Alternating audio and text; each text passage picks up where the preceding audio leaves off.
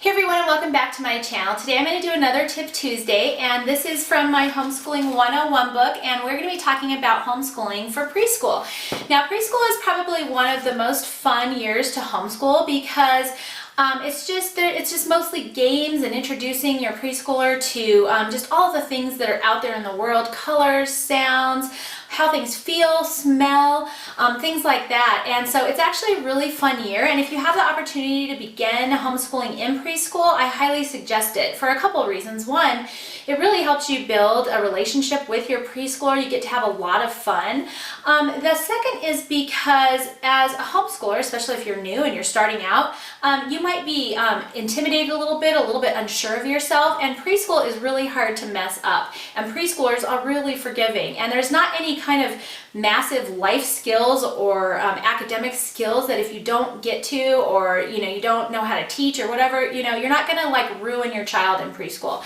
And so it's just a great kind of year to just get going on homeschooling, get adjusted, get your child adjusted to learning at home, and actually give you a chance to learn how to teach at home as well. So I highly suggest starting out in preschool if you can. I know there's a lot of people who don't have that luxury, or they're pulling kids out, and it's still obviously doable, and I have other videos and blog posts on that. But today we're going to be talking about preschoolers and some ways to make your preschooling a fun experience. And so I'm going to try and cover some of the basic things that I like to teach in preschool. Now, like I said, give yourself a break. I'm going to list as many as I possibly can. You certainly don't have to do all of these things. It's just a good thing, just a good thing to have like a starting point on maybe what you need to touch on, and just what's available to you out there. So I'm actually going to be referring to my book a little bit because there's so many ideas in here. I couldn't possibly remember them all for this video. But so the first thing you want to work on with your preschooler are social skills, obviously, because they need to learn things like pleases and thank yous, and sharing and taking turns, and just kind of things like that. It also helps to teach them a little bit of self-confidence on how to do things on their own, or how to take something like an activity and be able to do that without your help, and just be able to kind of problem solve and figure out things on their own. It gives them a really good sense of self-confidence, and like, hey, I can actually do this, instead of like, oh, that's too hard, I need mom's help, and to just encourage them to be able to explore and do things on their own. I also like to kind of teach them to work independently, even at this young age. A lot of preschool and kindergarten is you kind of walking through things and doing things with them, but I do like to throw in some games. Most of you know I created the Letter of the Week curriculum several years ago for my own kids, and a lot of those games are like parent-child-led games. However, there are several that they can also, through repetition, learn to do on their own. So you can hand them something and they can actually, go through and put the puzzle together on their own, or match the colors on their own, and that kind of thing. And so you're instilling a little bit of that independence in them as well. I also like to teach them at this stage how to take care of things. They have their own area in our schoolroom, and they're responsible for keeping their desk clean and their drawers organized, and putting away any toys or supplies they've gotten out, and just kind of learning how to respect our belongings, and just take care of things in our house. That's like some great lessons to learn, and that translates out of the schoolroom, obviously, and into the other things in our house. How to, not jump on the furniture, or, just being smart when you're using art supplies. Don't maybe do it on mom's good carpet, or things like that. So all of that kind of translates into, a lot of this translates into just real life. I already mentioned using good manners and displaying self-control, and learning to take turns, and a lot of that can happen just within our homeschool, where they might have to just wait a minute if I'm helping another student for me to be able to get to them. And so I usually give them kind of a few things that they can do to keep themselves busy if they have to wait for me. And I actually have a download for that gives them some ideas. I'll try and remember to link it below for you, but gives them some ideas of things they can do on their own. Like they could get a book and just kind of flip through the pages, look at the pictures. They could color, things like that they can do while they're learning to wait for me, instead of thinking that they can just come up and interrupt mom when I'm on the phone or helping another student, or things like that. So those are all really good lessons. Also, just learning to be quiet and take turns, learning when it's okay to speak. So if I'm teaching them how to do something, I'm kind of at the same time teaching them they need to be quiet and listen to the instructions. I'm going to give them 4 instructions that they need to go complete. And so they need to pay attention and listen to me and then go do those 4 things and then come back to me. And you're just kind of, increasing their life skills through things like that. And then of course, learning how to share and respect those around us. We share, our older kids have always shared their games and stuff like that with the younger kids because they're dying to do the older kids things, but they have to wait their turn. They have to be respectful with that item, and just then in return share something that they might be doing with somebody else. So just some basic social life skills. I always like to try and kind of touch in, and you do that probably automatically in your day anyway, but I wanted to mention it. The other big thing for me for preschool is fine motor skills and large motor skills. Now for fine motor skills, I have a ton of ideas on my website, and my letter of the week curriculum is pretty much all about fine and large motor skills, but that just can include anything like how to hold crayons, using scissors, coloring, cutting, pasting, tearing paper with their fingers and then pasting those down into a shape, or things like that, where you're really working on those little fine muscles in their hands.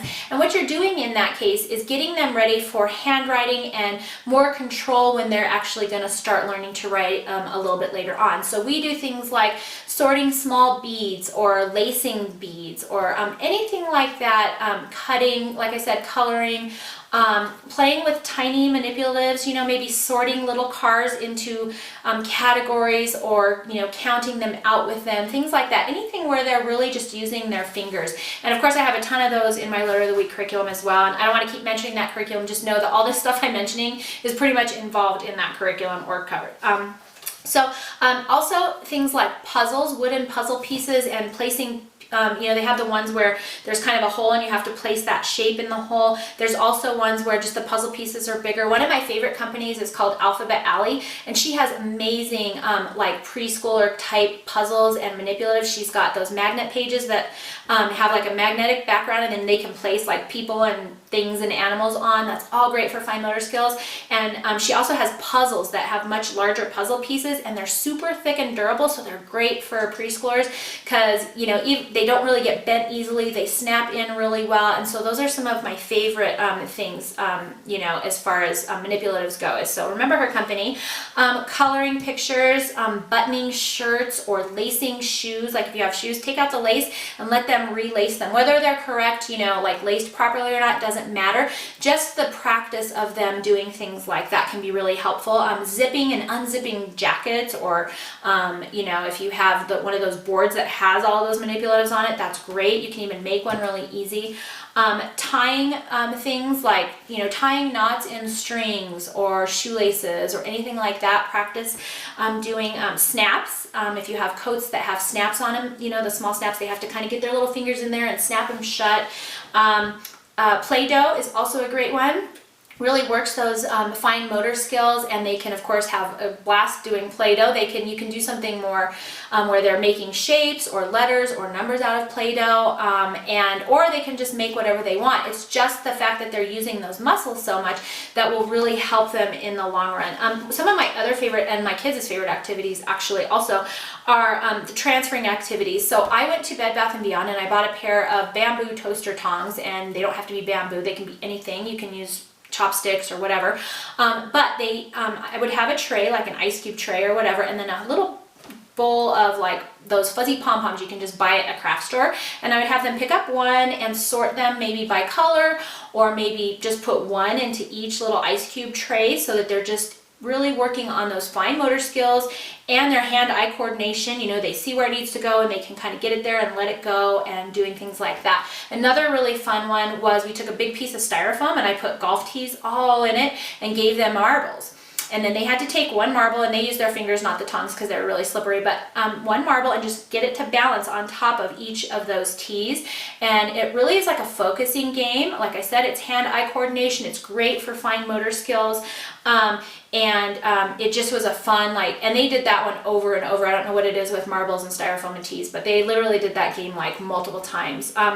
Another one that I liked was I just took one of, like an old container that had a round lid, plastic lid on it, like butter container, really anything these days, and just cut a hole in the top or cut several holes in the top, poke them in with like a fatter nail or something like that, and then give them toothpicks and then have them just place those toothpicks in the holes. Another fun, a thing that you can do with that to make it a little bit more challenging is take a white lid and color around the holes like a specific color, like green, blue, pink, red, whatever, yellow, orange, and then color the toothpicks as well, and then they can match the color at the same time, so you're kind of getting a 2-for-1 out of that cake. So that was kind of fun.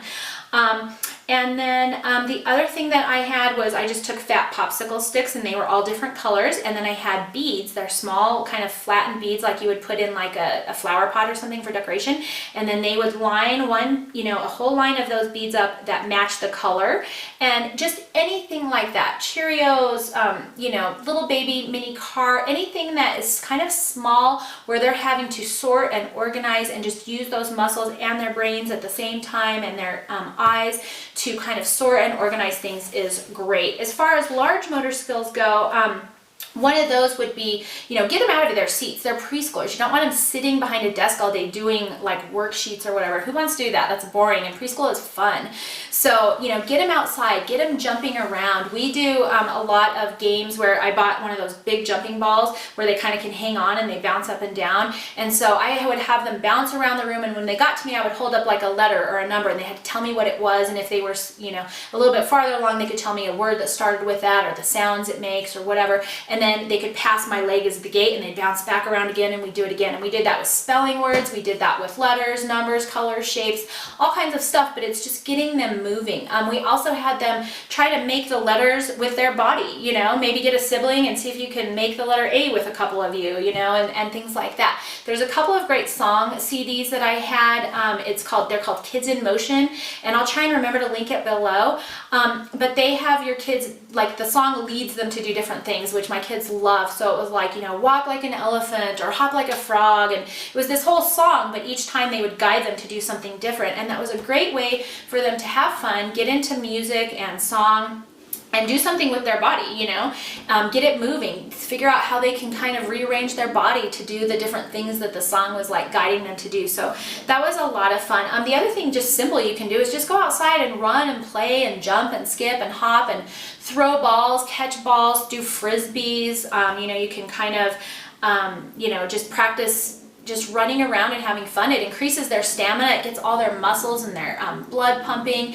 It also gets them out of like the kind of classroom and just, kind of get the wigglies out of them. And so we did that frequently during when our kids were in preschool. It was like, okay, let's do an activity. Okay, let's do something where you're moving. Okay, let's do another kind of sedentary activity, and then let's move again. And I just really kind of alternated their activities so that they weren't just sitting, just focusing on, their brain, like focusing really hard for a very long amount of time. Preschoolers don't have that kind of attention span, and I wouldn't want to do that if I was 3 or 4 either.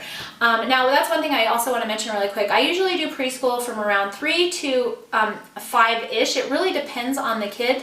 Sometimes kids are actually ready earlier, and if your child is suggesting that they want something more challenging and more formal, then by all means go for it. I don't like pushing kids when they're really little like that though, because I feel like we're pushing them to learn more and faster and earlier, and they don't really have time to be a kid anymore or have fun. And so I don't like pushing them too much, but if they're ready, then go for it. If they're not ready, give them a few months break, 3-6 months, try again with more formal activities, and I think you'll see like a big difference in that time. I wouldn't start a preschooler too early and try to force something structured on them, and then they're frustrated and hating it and not loving school and not having fun, because they have plenty of years where they're older and school's not going to be as much fun to do that. When they're in preschool, I say let them have fun, try and kind of throw in some formal things if you can, get them started with adjusting to a homeschool environment, and we do a few things but then you're free, or we do something serious and then we go have fun, then we do something, and just get them into the schedule. But I don't like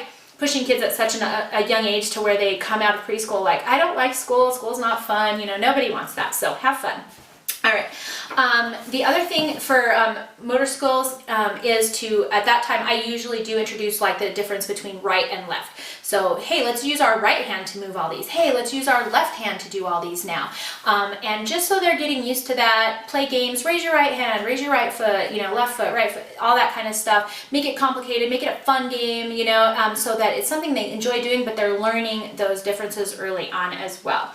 All right, so the next thing that I want to talk about is reading readiness. Now, this of course is the introduction of the alphabet and what the letters look like and what the sounds they make are, and that's my entire letter of the week curriculum. I focus on one letter, one sound each week. We add in numbers, which I'll talk about in a little bit as well, but just so that it's not too much information at once, because if you throw 26 letters at a kid and like, here, learn all these, they're going to be overwhelmed. But if you do it one at a time and you just focus on fun things that go with that letter and just repeat that over and over and over, that's the best way for little kids to learn, is through repetition. And so if they're doing a coloring activity or a cutting activity this week and you're like, oh, we're doing the same one next week, oh, they're doing it again, that is because through practice and repetition, they're going to master all of those skills that they need to move on to kindergarten, where they're going to be expected to take those letters now and form them into words and and so on in their grades. So just through repetition and doing things over and over, and of course if they're getting bored and they're like, I know how to do this, I don't want to do this anymore, take that game out of the mix for a little while and throw in something else, and then come back to that though. Don't just be like, oh, she knows how to cut, we don't ever need to do that again. Bring it back in like, a few weeks down the road, and let's do it again. Let's practice this lacing thing again, or let's practice coloring or cutting or whatever it is again, and then, oh, we can take a break from that, but let's do it again. Just continue to repeat and reinforce those materials through their preschool year, so that when they come out, they've got it down. That's not something you're having to deal with when you're in kindergarten working on, putting things together as far as reading goes. So I like to teach, I get this question all the time, but I like to teach the vowels first. And that's how my letter of the week curriculum goes. Once they learn the vowels and the sounds they make, then we can move on to the consonants. And I personally don't think it really matters what order you teach the consonants in. In my curriculum, it just goes in alphabetical order. I don't think it really matters if you need to move things around to make the seasons fit, like we have S for snowman, and you want to do that when it's snowing in your area, go for it. I don't think it matters at all. But one thing that happens when you can teach the vowels first and then add in the consonants later is you can start, if your child is ready, if they're not, don't do this, but if they're ready, you can start blending the consonants with the vowels. So if they already know that the A says A and you're working on the letter B, you can put those together and say, okay, B-A says ba. B-O says ba, B-U says ba, B-I says bi, and A-E-I-O-U, I don't think I did E, B-E says bet. And they can start just kind of putting those just beginning sounds together and realizing that they can take the letter sounds and kind of put them together. Now, like I said, if they're not ready, don't feel like you have to start doing that kind of stuff. They'll do all that in kindergarten again, but it's a great way to kind of introduce them to the letters, get them familiar with what they look like. You're of course going to be practicing pre-writing skills. I don't really do like formal letter writing at preschool. I do large letter writing, so I've got like large traceable A's, like the size of a paper, where they're really, working on motor skills again, but they're understanding how to make that letter. I certainly am not going to hand them a pencil and be like, okay, make a tiny little A. It's just probably not quite within their skill capabilities yet. So, but just introduce them to the letters. What does that letter say? What are some other things that start with this letter? And let's just have fun with that letter, and then we'll move on to the next one. Then it's much more easy for them to remember and learn and master that before they're moving on to something else. So the other thing that I like to do when I'm teaching preschool, and this is hard because, you get used to slang and things like that, but I do try to teach them to enunciate. If they're going to say a word or I'm reading, I'll kind of help them enunciate, like this is how you say this word or this letter. And at one point I was concerned about my youngest because she had a little bit of a slur and she wasn't saying letters properly, and I brought her to a speech therapist and they kind of laughed at me because they're like, she's in preschool, like she's fine, just work with her. And so all we did was we got books from the library and I read a lot to her, and just through that they learn how to enunciate properly, how to kind of speak properly, how to ask questions, how to communicate with other people. And so that's just a skill that they're going to need to have, and they learn that through you talking back and forth to them. And so you know, that's just something that we work on. The other thing I like to do for preschool is teach them to use their imagination. You know, it will help with their reading skills, like storyboards and felt boards and things like that, where you can kind of put them up either as you're reading a story to them, or they can put them up and kind of make up a story to tell to you. That's a lot of fun. It uses their imagination and it gets them ready for reading stories and how stories progress and how, you know, things happen in stories. So that's a great thing as well. Of course, always reading tons of books to them. We go to the library, get books that they like, and then I read them to them. Poems, rhymes, you know, songs, all that kind of stuff will help with their reading readiness. I do teach upper and lowercase at the same time. So it's like, here's an A, here's what the uppercase A looks like, here's what the lowercase a looks like. And I don't really go into when you'll use those as much, just so much as that they know what they look like. You know, you'll go into all that in kindergarten and first grade anyways.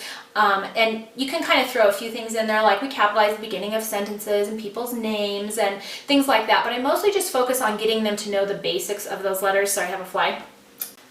All right, so the next thing I always introduce as well is like math readiness, math concepts. So that would just be introducing them to the numbers, and I always start out with just 0 through 10. Once you get to that, if your student is ready to move on, you can go up to like 20. The teens are really the hardest, and they may not get that in preschool, and that's okay.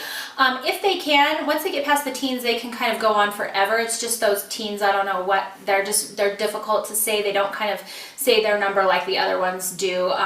And so I usually start 0 to 10, introduce them to what it looks like. We count beads, we count things that have that number, we sort that number, things like that. Also just identifying basic shapes and colors.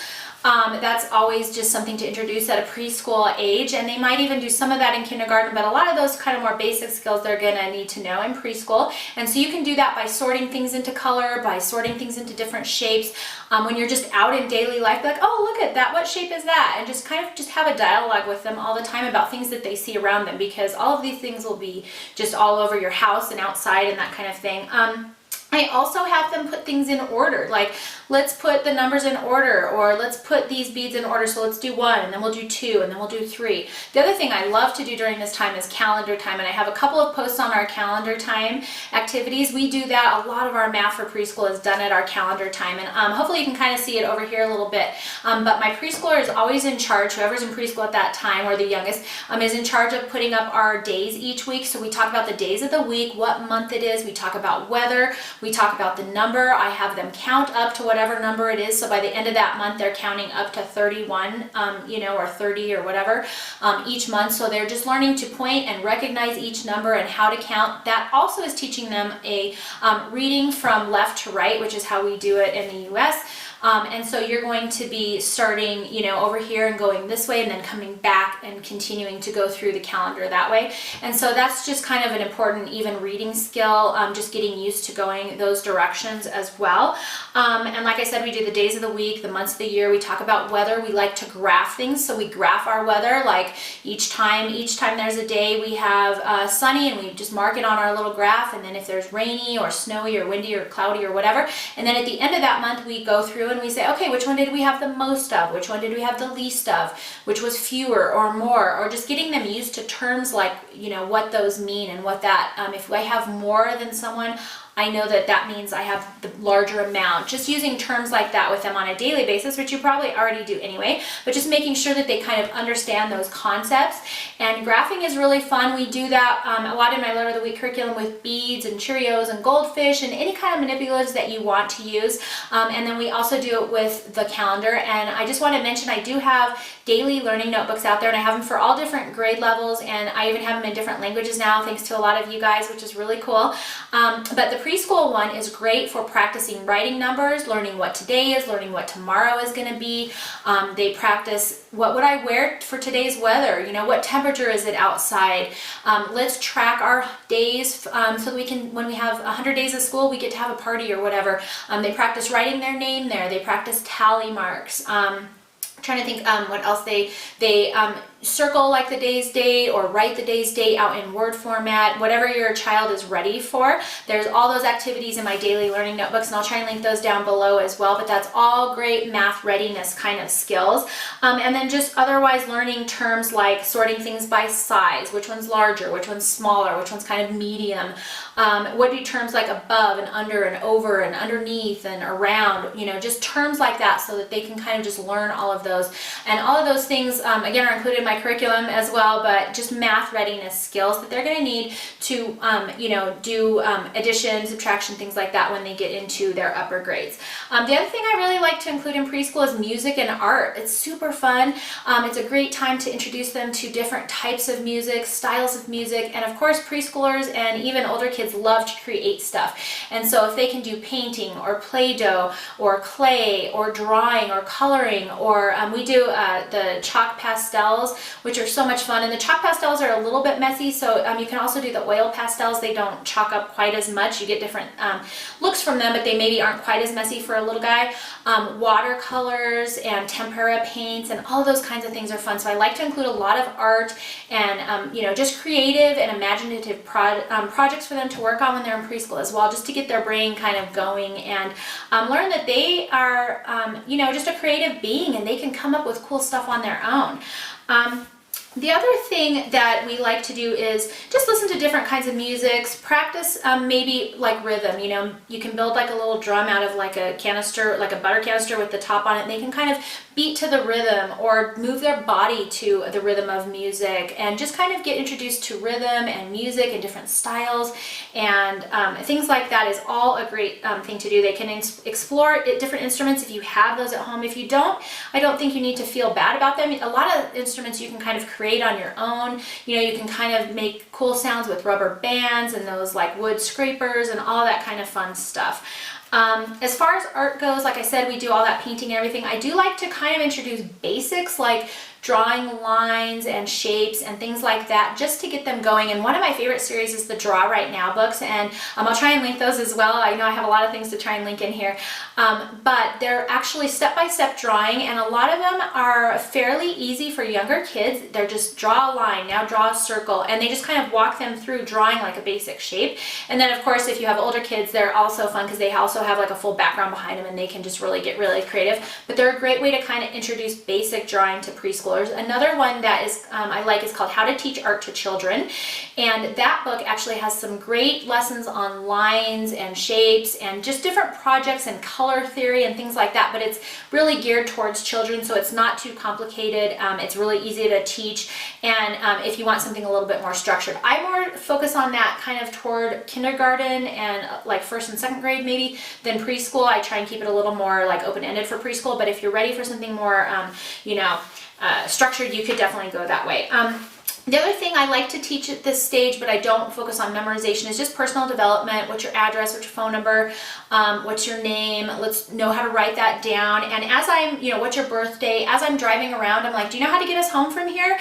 Should I turn here? Should I turn here? And just so they're kind of paying attention and learning to pay attention to their surroundings and where they are. And possibly, you know, if they were to be out on a bike ride with me, we go on bike rides all the time around here. I think all four of my kids, well, and they're a little bit older now too, but they could all get us back home if we were somewhere in the neighborhood. And I think that's an important skill to have just in the event. They're almost always with me or at least together, but just in the event that one of them were to get like kind of lost in your neighborhood or whatever, they could potentially hopefully find their way home. So I just like to always kind of be doing that when we're driving around or biking or walking or whatever. The other thing I like to teach at this age is health and wellness, and that's just we brush our teeth, we take showers, we you know, keep our clothes and our hair brushed, and our, you know, we just keep ourselves clean and make sure we floss our teeth, and we try and eat healthy. And should I eat this or should I eat this, or what would be a better, you know, like lunch, this or this, and just kind of start introducing them to how to be healthy, how to make good choices for themselves. If they're going to get a snack, what would be a better choice and keep them full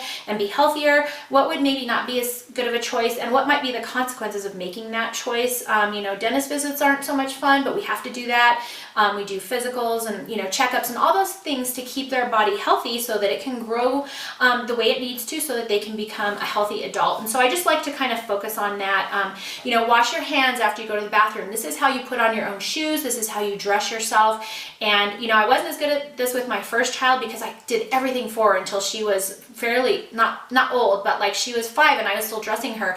And my 7-year-old now was dressing herself when she was 3. And I think it's just because the progression of, and possibly even earlier because she was very picky about her clothes, but I think it's just watching the older kids and she's like, I can do that, I don't need you. And you know, and at first I was like, oh, you need your mommy, but what it really is like, no, actually, that's my job, is to teach you to be independent and to go out and be, you know, just like self-functioning in life. And so little kids can really probably do more than you think they can. They will probably allow you to do things for them that they don't need you to, just out of laziness and, oh, mom will do that for me. But you know, as I got more and more kids, it was like I was teaching them earlier and earlier how to dress themselves, how to tie your own shoes, how to get your coat on, how to zip it up. You know, what should you wear today if it's sunny out? Should you be wearing your snow boots and your hat? No. Or if it's cold out, you need to dress properly for the weather. So those are all things that just life lessons, you know, that we teach them how to take care of their bodies and all those kinds of things. The other thing that's really fun for preschoolers, and this is going to just be my last thing, there's so many you could teach. I don't want to overwhelm you, but these are things that I think are fun to add in if you have the time and the energy, is science and nature. Kids love to just go outside and just experience nature. And so we do all kinds of fun things for preschool, as far as gathering leaves or looking at bugs or taking nature walks and like maybe sitting down and drawing a picture of what we're observing or what birds are doing, you know. We live by a lake, which is beautiful, and so we get to go down there all the time and observe different, like there's frogs and there's tadpoles and there's crawfish and there's lots of different kinds of fish. There's lots of kind of different plant life down there, and there's tons of birds.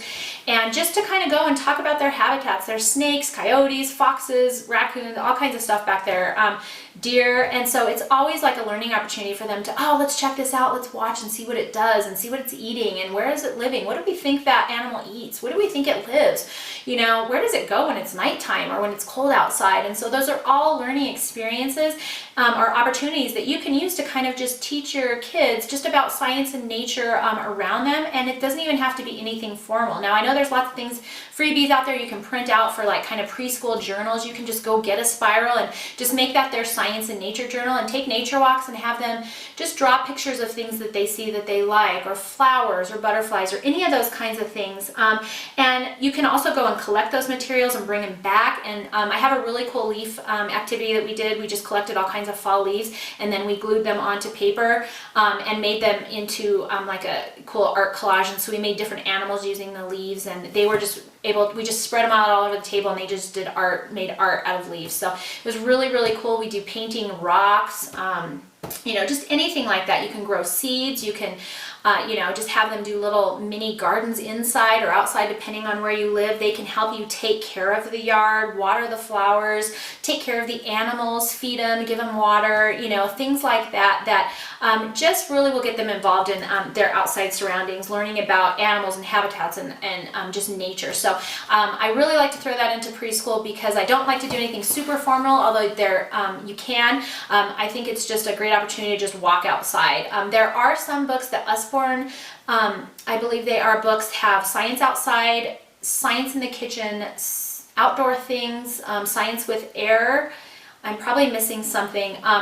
But they're really quick and easy science experiments you can do with really young kids, so preschool to kindergarten, maybe even first grade, and they're really quick and easy, and they're just individual little science experiments that you can do right at home. That you don't really need any special materials or anything.